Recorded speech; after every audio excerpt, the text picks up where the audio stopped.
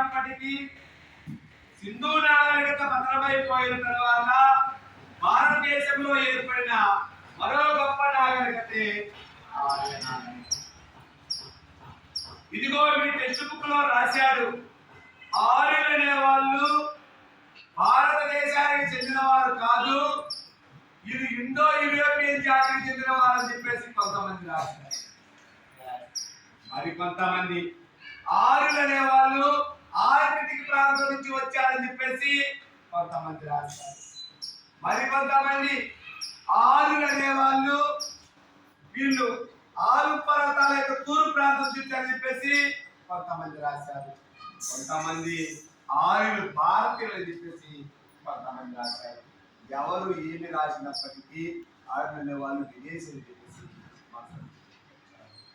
అలాంటి ఆర్య నాగరికత ఇదిగో సింధు మరియు సరస్వతి నదుల దగ్గర ఏర్పడినది.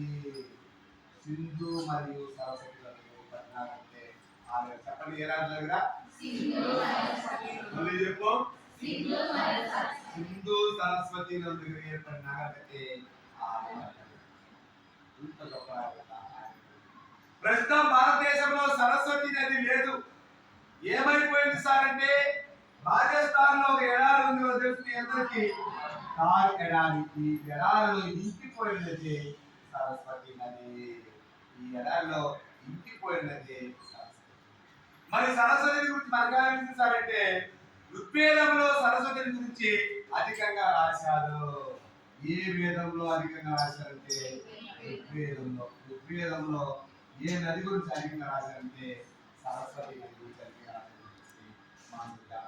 ఇంకోసారి చెప్పండి, ఆర్య నాగరికత ఏ రోజుల దగ్గర ఏర్పడింది?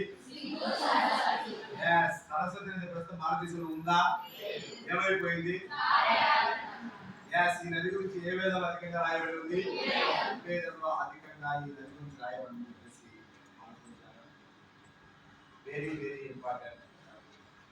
ఈ నాగరికత యొక్క కాలము, ఆర్య నాగరికత యొక్క కాలము క్రీస్తు పూర్వము 1700 నుండి 500 మధ్య కాలము. ఇది ఒక కాలము. క్రీస్తు పూర్వం 1700 నుండి 500 మధ్య కాలం వచ్చేసి ఇలాంటి గొప్ప ఆర్య నాగరికత ప్రపంచంలో ఎలా ఏర్పడింది, భారతదేశంలో ఎలా వెలిసిందని చెప్పేసి తెలియజేయడం కోసం కొన్ని ఆధారాలు బయటపడింది మేడం. వాటిని ఆర్యుల కాలం నాటి ఆధారాలు అంటారు. ఆర్యుల కాలం ఆర్య నాగరికత